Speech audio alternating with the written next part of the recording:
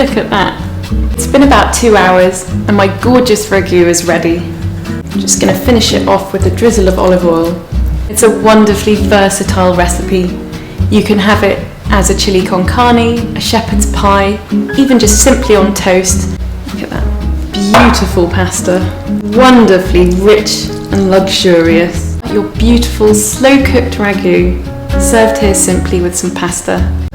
I'm just going to have to tuck right in.